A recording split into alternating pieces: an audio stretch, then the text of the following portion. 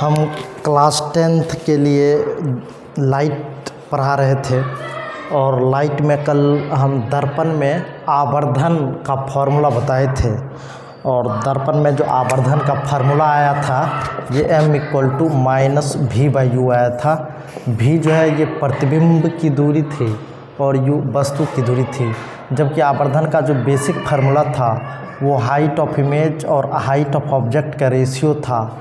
तो प्रतिबिंब की ऊंचाई और वस्तु की ऊंचाई के अनुपात को आवर्धन कहे थे। लेकिन इस फार्मूले से एक दो फार्मूला और नया निकाला जा सकता है। जैसे हम देखते हैं कि दर्पण सूत्र लिख करके उसमें दोनों ओर u से और दोनों ओर v से मल्टीप्लाई करके कुछ नया रिजल्ट आ सकता है। तो ये 1/v + 1/u = 1/f, ये क्या दर्पण सूत्र है। इस दर्पण सूत्र में दोनों ओर v से मल्टीप्लाई करते हैं हम, दोनों ओर v से गुना करने पर, v से गुना करने पर जैसे ही v से गुना करेंगे तो क्या हो जाएगा, v से गुना करेंगे दोनों साइड गुना होगा, प्लस v/u = v/f। देखो v/v कैंसिल होकर क्या हो जाएगा 1, तो 1 + v/u = v/f।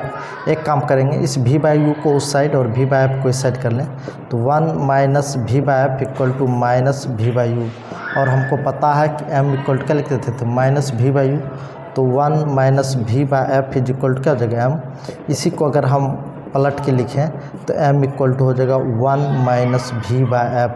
तो ये भी एक मैग्निफिकेशंस का फार्मूला हुआ दर्पण के लिए। इसके अलावे एक बार और हम पुनः दर्पण सूत्र का इस्तेमाल करते हैं। दर्पण सूत्र क्या होता था, 1/v + 1/u = 1/f।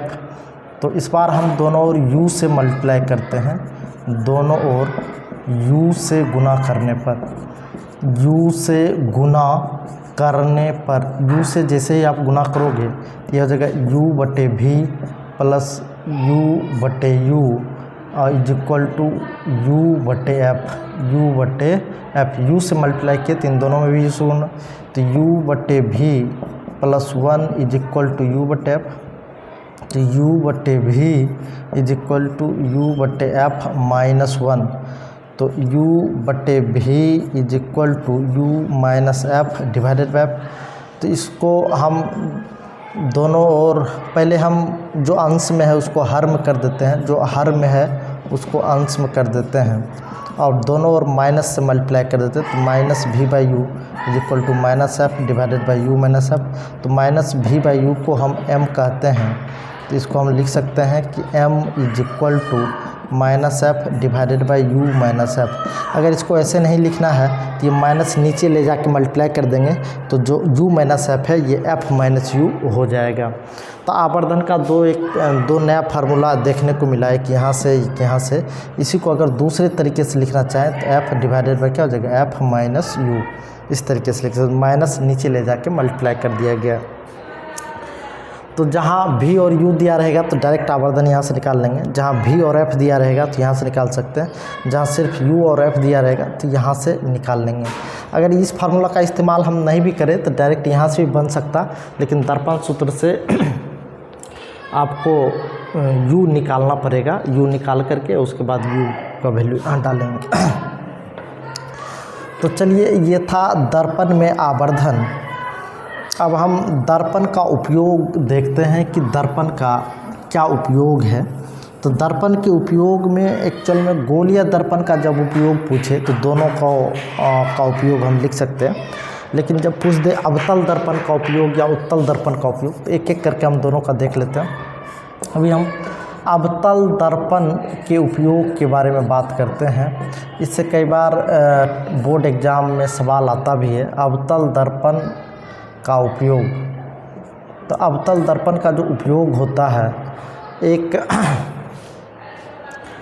तो इसका बहुत सारा उपयोग है। तो एक उपयोग हम लिखते हैं हजामती दर्पण के रूप में। हजामती दर्पण के रूप में अंग्रेजी में कहें तो सेविंग मिरर के रूप में। सेविंग मिरर क्या होता है, जैसे ये एक दर्पण है, दर्पण के फोकस और ध्रुव के बीच जब कभी भी किसी वस्तु को रखते थे तो इसका आवर्धित इमेज बनता था। इसका कैसा इमेज बनता था? आवर्धित और सीधा इमेज बनता था। आवर्धित सेंटर पे जाता था, सेंटर पे रिटर्न आ जाता था। इसी को आभासी रूप से हम आगे बढ़ा रहे हैं। इसी को आभासी रूप से हम क्या बढ़ा रहे हैं? आगे बढ़ा रहे हैं इस तरीके से। ये इस तरीके से, ये ए बी नाम का एक वस्तु है और ये ए डैश बी डैश नाम का क्या हो जाएगा? प्रतिबिंब। तो अवतल दर्पण का उपयोग हजामती दर्पण के रूप में किया जाता, जब इसके फोकस और ध्रुव के बीच में वस्तु को रखा जाता, सीधा प्रतिबिंब बनता। कई बार पूछेगा अवतल दर्पण का उपयोग हजामती दर्पण के रूप में क्यों किया जाता है? तो जब इसके फोकस और ध्रुव के बीच में वस्तु को रखा जाता है अवतल दर्पण में, तो ये सीधा तथा आवर्धित प्रतिबिंब बनाता है। सीधा तथा आवर्धित प्रतिबिंब बनाता है। आवर्धित सीधा तथा आवर्धित प्रतिबिंब बनाता है, जिससे कि छोटे छोटे बाल बड़े बड़े दिखाई पड़ते हैं और शेविंग के कार्य में यानी हजामत के कार्य में आसानी होती है। इसलिए हम अवतल दर्पण का उपयोग हजामती दर्पण के रूप में करते हैं। हजामती दर्पण के रूप में करते हैं यानी शेविंग मिरर के रूप में करते हैं। दूसरा, इसका उपयोग हम लोग सर्च लाइट या टॉर्च लाइट के रूप में भी करते हैं। कोई पूछेगा कि सर सर्च लाइट या टॉर्च के रूप में इसका उपयोग क्यों करते हैं? तो सर्च लाइट, टॉर्च या इसको हेड लाइट में भी इसका उपयोग करते हैं, या हेड लाइट में भी इसका उपयोग करते हैं। तो हेड लाइट में इसका उपयोग क्यों किया जाता है तो हम बता दें। आपको पता होगा कि समानांतर आने वाली प्रकाश की किरणें को ये फोकस पर एकत्रित करती थी, जबकि फोकस से होकर के आने वाली प्रकाश की किरण को, जैसे मान लें ये एक अवतल दर्पण है और इसके फोकस पे कोई बल्ब जला दिया, तो फोकस पे कोई बल्ब जला देगा तो प्रकाश की किरणें ये फोकस से होके जाएगी, और जैसे ही फोकस से होके जाएगी परावर्तन के बाद ये प्रधान अक्ष के समानांतर गुजरेगी। परावर्तन के बाद ये प्रधान अक्ष के समानांतर गुजरेगी, जिससे ये काफ़ी अधिक दूर तक लाइट जाता है। इसलिए सर्च लाइट या टॉर्च या हेड लाइट में इसका उपयोग किया जाता है। तो एक उपयोग हो गया हजामती दर्पण के रूप में इसका उपयोग करते हैं। दूसरा, सर्च लाइट या टॉर्च के रूप में इसका उपयोग करते हैं। सर्च लाइट या टॉर्च के रूप में इसका उपयोग क्यों करते हैं? क्योंकि जैसे ही फोकस पे बल्ब जलाया जाता है तो फोकस से आती हुई प्रकाश की किरणें प्रधान अक्ष के समानांतर चली जाती है। अब हम बात करते हैं इसके अगले उपयोग के बारे में। इसका उपयोग सोलर कुकर में भी किया जाता। इसका उपयोग सोलर कुकर में कैसे किया जाता, तो इसके लिए हम देखेंगे।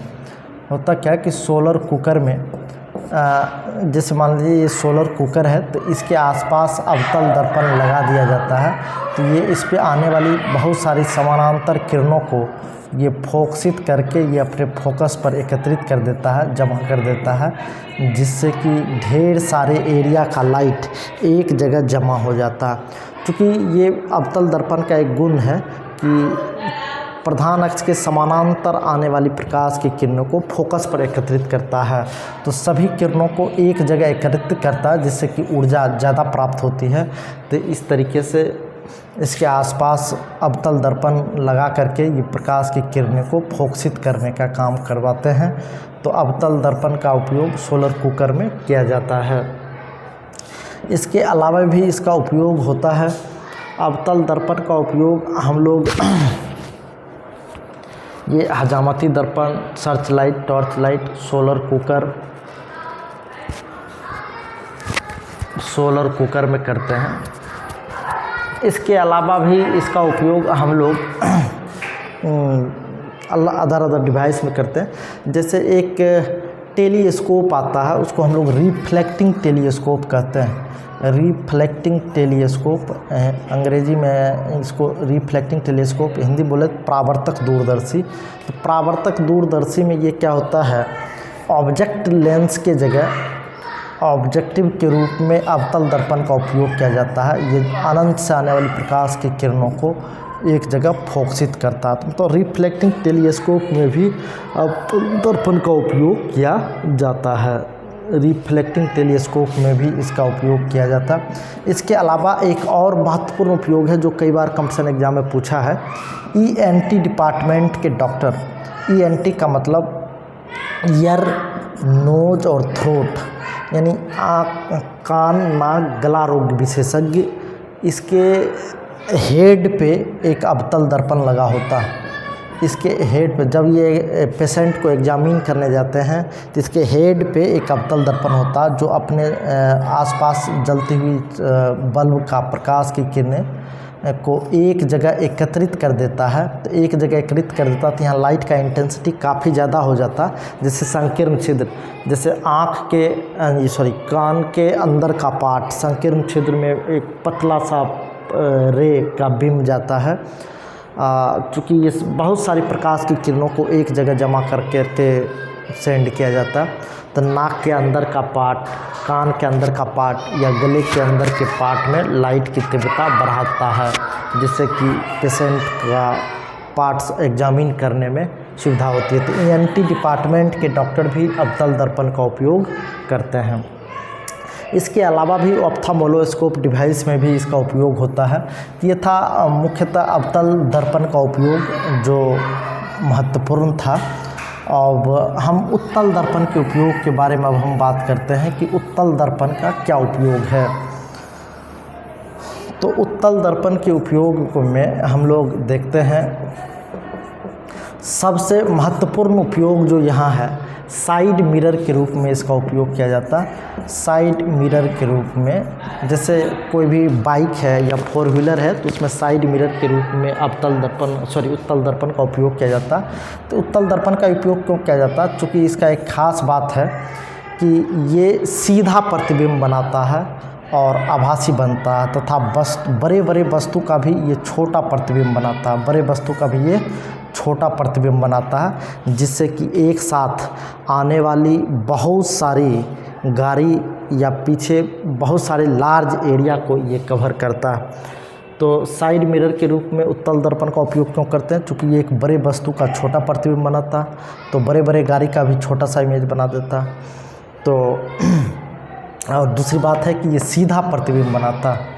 और इसका एक कोई पूछेगा उत्तल दर्पण का ही उपयोग क्यों किया जाता है साइड मिरर के रूप में, तो इसका एक और गुण है कि इसका दृष्टि क्षेत्र काफ़ी बड़ा होता है। दृष्टि क्षेत्र ज़्यादा, मतलब व्यूइंग एरिया ज़्यादा होने का मतलब है कि ज़्यादा दूर तक के ऑब्जेक्ट को ये कवर करके मतलब देखा जा सकता है इसमें। इसलिए उत्तल दर्पण में हम उत्तल दर्पण का उपयोग साइड मिरर के रूप में करते हैं। दूसरा उपयोग अगर देखें तो यू टर्न, हिल एरिया में जो यू टर्न होता है या बड़े बड़े शहरों में भी यू टर्न पे ये साइड मिरर का मतलब उत्तल दर्पण का उपयोग किया जाता है। तो अपोजिट साइड एक पोल लगा होता है और इस पोल में मिरर का इस्तेमाल किया जाता है। तो यू टर्न में होता क्या है कि अगर सिंगल लाइन की गाड़ी है तो इस साइड आने वाले मतलब गाड़ी चालक को इधर का पता नहीं चल पाता। तो यहाँ सामने जो लगी मिरर होती है, तो सामने लगी मिरर में इधर के मतलब ड्राइवर को भी पता चल जाता है कि इधर से गाड़ी आ रही है या नहीं आ रही है, या इधर से कोई अगर गाड़ी आ रही होती है तो इधर से आने वाली गाड़ी को भी इधर से आने वाली गाड़ी के बारे में पता चलता है। तो यू टर्न पे भी साइड मिरर के रूप में उपयोग किया जाता है। बड़े बड़े शहरों में आजकल यू टर्न पे इसका इस्तेमाल किया जाता है। यहाँ एक्सीडेंट होने की संभावना ज़्यादा होती है, जिससे हिल एरिया में यू टर्न पे ये उत्तल दर्पण लगा दिया जाता ताकि अपोजिट साइड से आने वाले गाड़ी के बारे में पता लग सके। तो ये था साइड मिरर के रूप में उपयोग करते हैं। उसके बाद हिल एरिया में या यू टर्न पे उत्तल दर्पण का उपयोग सामने वाली रास्ते से आने वाली गाड़ी की जानकारी के बारे में हम लोग करते हैं। एक और होता है कि स्ट्रीट लाइट।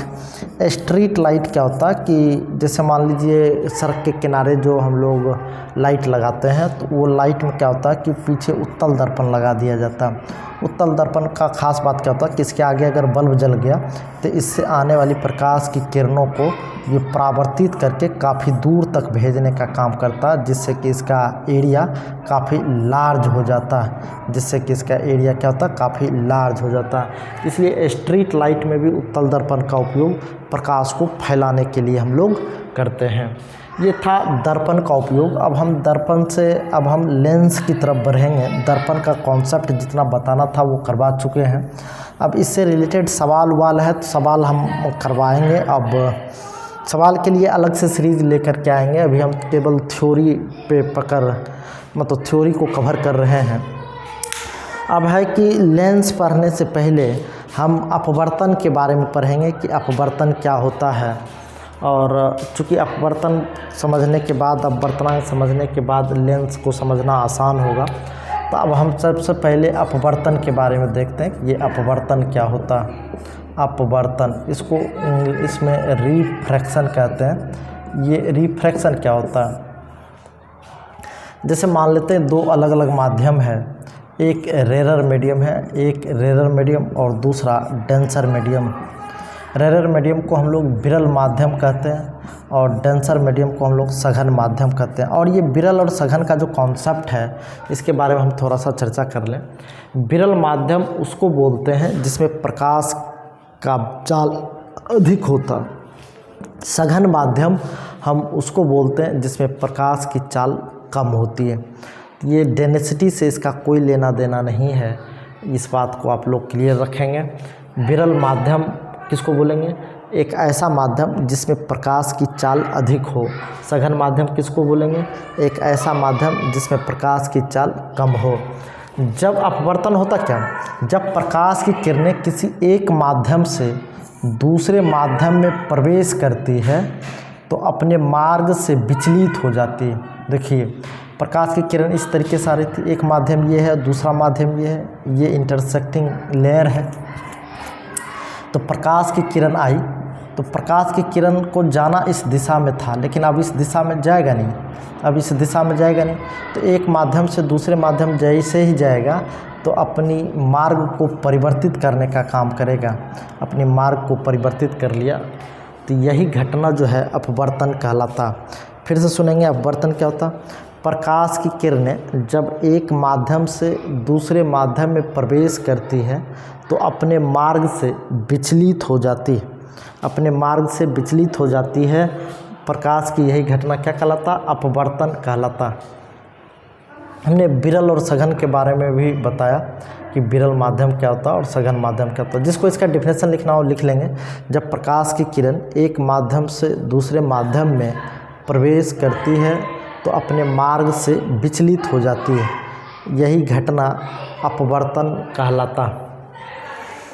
अब है कि अपवर्तन के नियम के बारे में बात करेंगे कि जैसे परावर्तन के नियम के बारे में भी हम बात किए थे, तो अपवर्तन के नियम यानी लॉ ऑफ रिफ्रैक्शन के बारे में हम बात करेंगे। लॉ ऑफ रिफ्रैक्शन, तो लॉ ऑफ रिफ्रैक्शन क्या होता है इसके बारे में हम बात करेंगे।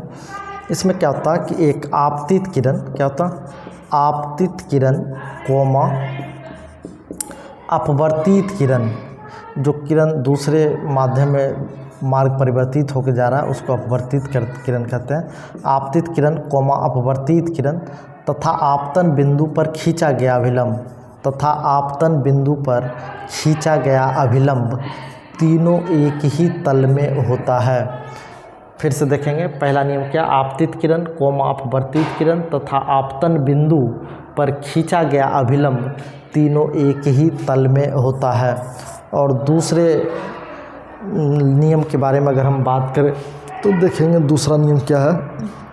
तो देखिए ये आपतित किरण है और ये अभिलंब है। आपतित किरण और अभिलंब के बीच जो कोण बनता है ये आपतन कोण है, इसी को आई से डिनोट करते हैं। ये अभिलंब और अपवर्तित किरण के बीच जो कोण बनता है ये अपवर्तन कोण आर है। ये आपतन कोण आई है और ये अपवर्तन कोण आर है। इसके बारे में हम अगर बात करें तो देखो क्या करते हैं, लिखते हैं आपतन कोण की जया। आपतन कोण जया देखेंगे, दो तीन बात के बारे में हम बात करें। एक होता है जया, एक होता है को जया और एक होता है स्पर्श जया। तो देखिए जया को अंग्रेजी में साइन कहते हैं, को जया को अंग्रेजी में कोसाइन कहते हैं और स्पर्श जया को टेंजेंट कहते हैं या टेन कहते हैं। ठीक है, तो साइन, तो देखो क्या बोलेंगे, जया मतलब साइन, कोजया मतलब कोसाइन, कॉस कह सकते हैं शॉर्ट में, इसको साइन कह सकते हैं, इसको टेन कह सकते हैं। स्पर्श जया मतलब टेन या टेंजेंट पूरा बोलते हैं। तो चलिए देखिए, ये कहता है कि आपतित मतलब आपतन कोण की जया, आपतन कोण की जया, आपतन कोण आई है, आपतन कोण की जया मतलब साइन आई, और अपवर्तन कोण की जया, अपवर्तन कोण क्या आर, जया का मतलब पुनः साइन, आपतन कोण की जया और अपवर्तन कोण की जया का अनुपात नियत होता है। और ये नियत कितना होता है, तो म्यू के बराबर यानी अपवर्तनांक के बराबर होता है। इसी को हम लोग स्नेल का नियम कहते हैं, इसी को हम लोग क्या कहते हैं, स्नेल का नियम। अंग्रेजी में अगर लिखें तो ये स्नेल्स लॉ है। फिर से देखेंगे, अगर हम दूसरे नियम के बारे में बात करेंगे तो आपतन कोण, आपतन कोण क्या आई, तो आपतन कोण की जया यानी साइन आई, और अपवर्तन कोण की जया का अनुपात जो है ये नियत होता, नियत किसके बराबर होता, तो म्यू यानी अपवर्तनांक के बराबर होता, नियत होता है, या इसको अंग्रेजी में लिखें तो कांस्टेंट होता है। तो इसी को हम लोग स्नेल्स का नियम कहते हैं। अब है इसको, और ये अपवर्तन के नियम के का बात हो चुका है। अब हम अगर आगे बात करते हैं कि विरल माध्यम से सघन माध्यम में जाता है तो क्या होता है, या सघन माध्यम से विरल माध्यम में जाता है तो क्या आता, तो हम दो इंटरफेस बनाते हैं, एक तरफ विरल माध्यम और दूसरे तरफ सघन माध्यम। विरल माध्यम को अंग्रेजी में रेरर और इसको अंग्रेजी में डेंसर कहते हैं। जैसे मान लें ये प्रकाश की किरणें आई, तो प्रकाश की किरणें आई, जिस बिंदु पर आपतित हुआ इसको आपतन बिंदु कहते हैं, और इसी आपतन बिंदु पर हम क्या खींचते हैं, इसी आपतन बिंदु पर हम अभिलंब खींचने का काम करते हैं। इसी आपतन बिंदु पर हम क्या खींचते हैं, अभिलंब खींचते हैं। तो देखो, प्रकाश की किरण को जिधर जाना था अब उधर तो जाएगा नहीं, तो जब प्रकाश की किरणें विरल माध्यम से सघन माध्यम में जाती है तो ये अभिलंब की ओर मुड़ जाती है। ये किधर मुड़ जाती है, तो अभिलंब की ओर मुड़ जाती है। जबकि प्रकाश की किरणें जब सघन माध्यम से विरल माध्यम में आएगी तो बात कुछ और होगा। जैसे मान लेते हैं ये प्रकाश की किरणें हैं और ये जिस बिंदु पर आया है ये आपतन बिंदु होगा, और आपतन बिंदु पर हम क्या खींचेंगे, अभिलंब खींचेंगे। अब देखेंगे प्रकाश की किरण को जाना था इस दिशा में, अब इस दिशा में नहीं जाएगा। जब सघन माध्यम से विरल माध्यम में आएगा तो प्रकाश की किरण अभिलंब से दूर चली जाती है। यहाँ क्या हुआ था, विरल माध्यम से सघन माध्यम में आया तो अभिलंब की ओर मुड़ गया, अभिलंब इधर था तो अभिलंब की ओर मुड़ गया, और यहाँ क्या हुआ, अभिलंब से दूर भाग गया। तो यही अपवर्तित किरण और अभिलंब के बीच अपवर्तन कोण आर, और ये अभिलंब और आपतित किरण के बीच आपतन कोण आई। याद रखेंगे, जब प्रकाश की किरण विरल माध्यम से सघन माध्यम में प्रवेश करती है तो अभिलंब की ओर मुड़ती है, और जब प्रकाश किरण सघन माध्यम से विरल माध्यम में प्रवेश करती है तो अभिलंब से दूर चली जाती है। अब हम एक दो टर्म और डिफाइन कर लेते हैं। जैसे किसी माध्यम का अपवर्तनांक क्या होता है, तो अपवर्तनांक के बारे में हम बात करें। अपवर्तनांक, ये अपवर्तनांक को रिफ्रैक्टिव इंडेक्स कहते हैं। क्या कहते हैं, रिफ्रैक्टिव इंडेक्स। ये रिफ्रैक्टिव इंडेक्स क्या है, तो किसी भी माध्यम का जो अपवर्तनांक है उसको या तो म्यू से या तो एन से डिनोट करते हैं। याद रखेंगे, कभी हम म्यू से कभी हम एन से डिनोट करते हैं, मतलब कुछ बुक म्यू से कुछ बुक एन से डिनोट करते हैं। जैसा जब जो परिस्थिति हो, कई बार म्यू नाम का कोई और सिंबल उपयोग हो जाता था तब वर्तनांक को एन से डिनोट कर देते हैं, या कई बार एन नाम का कोई और सिंबल उपयोग हो चुका है तब हम अपवर्तनांक को म्यू से डिनोट कर लेते हैं। तो अपवर्तनांक को प्रायः या तो म्यू से या तो एन से डिनोट किया जाता है। ये होता क्या, तो किसी भी माध्यम देखेंगे, ये अब किसी भी माध्यम का जो अपवर्तनांक है हवा में प्रकाश की चाल और उस माध्यम में प्रकाश की चाल के अनुपात को अपवर्तनांक कहते हैं। जैसे मान लेते हैं जल का आपको अपवर्तनांक चाहिए, तो रिफ्रैक्टिव इंडेक्स ऑफ वाटर चाहिए, तो हवा में प्रकाश की चाल और वाटर में प्रकाश की चाल का अनुपात मतलब वाटर के रिफ्रैक्टिव इंडेक्स के बराबर होगा। तो फिर से अगर हम देखें, जैसे मान लीजिए ग्लास, कांच, तो ग्लास का रिफ्रैक्टिव इंडेक्स चाहिए, तो ग्लास का रिफ्रैक्टिव इंडेक्स कैसे आएगा, तो हवा में प्रकाश की चाल और ग्लास में प्रकाश की चाल, प्रकाश की चाल को प्रायः C से डिनोट किया जाता है, तो हवा में प्रकाश की चाल और ग्लास में प्रकाश की चाल के अनुपात को ये अपवर्तनांक कहते हैं, रिफ्रैक्टिव इंडेक्स ऑफ ग्लास कहते हैं। कोई पूछेगा सर रिफ्रैक्टिव इंडेक्स को फिर से डिफाइन करें, तो देखिए किसी भी माध्यम का जो अपवर्तनांक है, हवा में प्रकाश की चाल, हवा में प्रकाश की चाल तथा उस माध्यम में, जिस माध्यम का अपवर्तनांक चाहिए, तथा उस माध्यम में प्रकाश की चाल का अनुपात है। देखो हवा में प्रकाश की चाल तथा उस माध्यम में प्रकाश की चाल के अनुपात को उस माध्यम का क्या कहते हैं, अपवर्तनांक कहते हैं। इसको म्यू या एन से डिनोट किया जाता है। इसका कोई मतलब इसका कोई मात्रक नहीं होगा, चूँकि ये एक तरीके का शुद्ध अनुपात है। तो यहाँ हम अगर सी नोट जो होता है, यानी हवा में प्रकाश की चाल, ये फिक्स होता है 3 × 10⁸ मीटर पर सेकेंड। अगर किसी माध्यम के अपवर्तनांक के बारे में बात करें, तो अब किसी भी माध्यम का जो अपवर्तनांक है, उस माध्यम में प्रकाश की चाल का व्युत्क्रमानुपाती होता है। किसी भी माध्यम का जो अपवर्तनांक है, उस माध्यम में प्रकाश की चाल का क्या होता है, व्युत्क्रमानुपाती होता है। अगर हम इसको किसी दो माध्यम के लिखना चाहें, तो μ1/μ2 लिख सकते हैं C2/C1। यहाँ μ1 किसी एक माध्यम का अपवर्तनांक ऊपर है, तो उस माध्यम में प्रकाश की चाल क्या होगा, नीचे, क्योंकि उल्टा, तो μ1/μ2 क्या हो जाएगा, C2/C1। मतलब म्यू इन्वर्सली प्रोपोर्शनल टू क्या होता है, C होता है। ये था किसी भी माध्यम के अपवर्तनांक का डिफिनेशन। हालांकि इन सब के अलावा अपवर्तनांक को अगर दूसरे तरीके से हम डिफाइन करने चाहें, किसी और एंगल से हम इसको डिफाइन करना चाहें, तो रिफ्रैक्टिव इंडेक्स को हम कह सकते हैं, जैसे होटल में ये चार्ट बना होता है, प्रत्येक सामान का कॉस्ट, रोटी पर मतलब कितने रुपये पीस हैं, चावल कितने रुपये प्लेट हैं, या मान लीजिए पापड़ 5 रुपये पीस है। तो ये एक तरीके का इंडेक्स बना होता सबका रेट वगैरह। तो ये भी एक तरीके का जो इंडेक्स है, ये एक चार्ट है। तो अपवर्तनांक में किस चीज़ का चार्ट है, तो हम याद रखेंगे, किसी भी माध्यम में प्रकाश की किरणें कितना मुड़ेगी, तो मुड़ने की एबिलिटी जो इंडिकेट करेगा, ये रिफ्रैक्टिव इंडेक्स करेगा। मतलब रिफ्रैक्टिव इंडेक्स किसी भी मीडियम में प्रकाश की किरणें की मुड़ने की एबिलिटी को प्रदर्शित करना, मतलब किसी भी माध्यम में प्रकाश की किरणें कितना मुड़ेगी, वो रिफ्रैक्टिव इंडेक्स पर निर्भर करता है, या रिफ्रैक्टिव इंडेक्स के हिसाब से ही वो मुड़ने की एबिलिटी देखी जाती है। ये था अपवर्तनांक।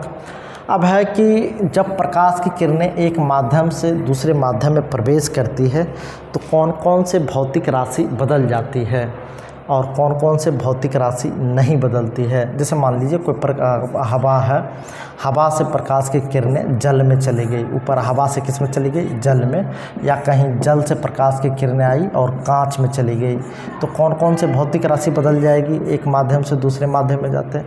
तो देखेंगे हम इसके लिए एक छोटा सा ट्रिक बनाए हैं, जिसको याद रखेंगे, एव्यू चेंजेज, यानी अपवर्तन के दौरान कौन कौन सा चीज़ बदल जाता है। तो एव्यू चेंजेज, ए का मतलब एम्पलीट्यूड, ए का मतलब क्या होगा, एम्पलीट्यूड, और भी का मतलब वेलोसिटी, और आई का मतलब इंटेंसिटी, ई का मतलब एनर्जी। ये कई बार कंपटीशन के सवाल में आता है कि कौन कौन सा भौतिक राशि बदलेगा या नहीं बदलेगा, बहुत बार कंपटीशन पूछा भी है। एनर्जी, डब्ल्यू का मतलब वेवलेंथ। कोई कहेगा सर ये अंग्रेजी में लिख दिए, तो हिंदी में इसको आयाम कहते हैं, और वेलोसिटी को हिंदी में वेग कहते हैं, और इंटेंसिटी यानी प्रकाश की तीव्रता की बात हो रही है, मतलब unit area of cross section से यूनिट टाइम में कितना अमाउंट ऑफ या कितना एनर्जी ऑफ लाइट पास करेगा, ये एनर्जी मतलब ऊर्जा की बात हो रही है।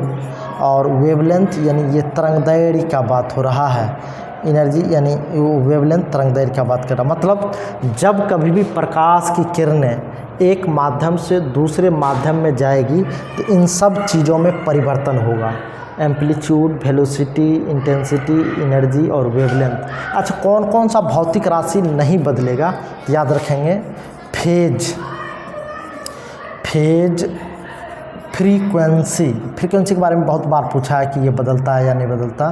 फेज फ्रीक्वेंसी और direction of propagation of wave, ये तीन चीज़। फेज को हिंदी में बोलते हैं कला के बारे में हम इन डिटेल से पढ़ेंगे 12th में। फ्रीक्वेंसी ये आवृत्ति होता है, सबसे ज़्यादा आवृत्ति के बारे में पूछा जाता है, बदलता है या नहीं बदलता। इसको ऐसे पूछेगा कि एक प्रकाश की किरणें हैं जिसकी आवृत्ति 500 Hz है। अब ये हवा से कांच में चला गया या हवा से जल में चला गया तो इसकी आवृत्ति कितनी हो जाएगी। जानबूझ के कंफ्यूज करने के लिए जल का आवर्तनांक या कांच का आवर्तनांक दे देगा। तो direction of propagation of wave यानी तरंग संचरण की दिशा। तो ये तीन चीज़ ऐसा है जो एक मीडियम से दूसरे मीडियम जाने पर नहीं बदलता है और ये सब चीज़ बदल जाता है। अब है कि वेलोसिटी वगैरह बदल जाता है एक माध्यम से दूसरे माध्यम में जाने पर, तो कितना बदलता है इस चीज़ के बारे में अगर हम बात करें कि ये कितना बदलता है, तब हम बात करेंगे एक और फार्मूला का जिसको बोलते हैं v equal to nu lambda. देखेंगे velocity equal to nu into lambda होता है। न्यू क्या आवृत्ति और लेमडा क्या तरंग दैर्घ्य। तो ये एक आवृत्ति है और ये एक तरंग। v क्या प्रकाश का वेग, तो v की जगह हम यहाँ c लिख सकते हैं। क्योंकि प्रकाश की चाल को v से नहीं डिनोट करके हम लोग c से डिनोट करें तो न्यू लेमडा लिख सकते हैं। अभी हम तुरंत बताएं एक माध्यम से दूसरे माध्यम में जाने पर प्रकाश की किरणें में कौन कौन सी भौतिक परिवर्तन होती है या कौन कौन चीज़ नहीं बदलता है। याद रखेंगे ये जो फ्रीक्वेंसी या आवृत्ति एक माध्यम से दूसरे माध्यम में जाने पर नहीं बदलती थी, लेकिन ये प्रकाश की चाल यानी स्पीड यानी वेलोसिटी और ये वेवलेंथ ये सब चीज़ बदल जाता था। तो इसी कॉन्सेप्ट का उपयोग करते हुए हम देखते हैं। अभी हम थोड़ा देर पहले पढ़े थे म्यू इन्वर्सली प्रोपोर्शनल टू सी, तो μ1/μ2 इक्वल टू C2/C1।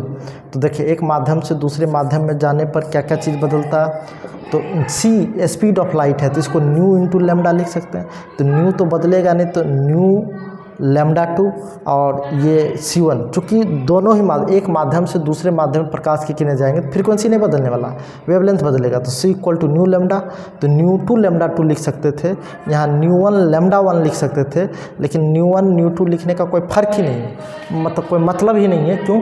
क्योंकि एक माध्यम से दूसरे माध्यम में जाने पर आवृत्ति बदलती ही नहीं है। तो आवृत्ति तो नहीं बदलेगा, तो बदलेगा क्या? प्रकाश की चाल तो बदल रही है, तो चाल बदलेगा सिर्फ और सिर्फ वेवलेंथ बदलने से। तो न्यू कैंसिल हो जाएगा, मतलब μ1/μ2 इक्वल टू हो जाएगा ये λ2/λ1। तो चलिए ये फ्रीक्वेंसी बदलने पे कैसे सबको अगर एक साथ लिखना चाहें तो μ1/μ2 इक्वल टू ये λ2/λ1 is equal to C2/C1। C2 क्या? प्रकाश की चाल। μ1 किसी एक माध्यम में प्रकाश की चाल है, μ2 किसी दूसरे माध्यम में प्रकाश की चाल है, λ2 किसी एक माध्यम का तरंग दैर्घ्य, λ1 किसी पहले माध्यम की तरंग दैर्घ्य। तो एक माध्यम को कोई जैसे मान ले एक माध्यम अगर एयर हो गया तो दूसरा माध्यम जल हो सकता है, या एक माध्यम अगर एयर है तो दूसरा माध्यम कांच हो सकता है, जैसे एक माध्यम वाटर है तो दूसरा माध्यम ग्लास हो सकता है। तो इस तरीके से कोई भी डिफरेंट मीडियम हो सकता। तो चलिए आज हम अपवर्तन के बारे में यहाँ तक पढ़े। कल से डायरेक्ट हम लेंस के बारे में पढ़ेंगे। लेंस में प्रतिबिंब कैसे बनेगा, इसका लेंस सूत्र फार्मूला कहाँ से आएगा, तो इन सब के बारे में पढ़ेंगे। आज भर इतना ही।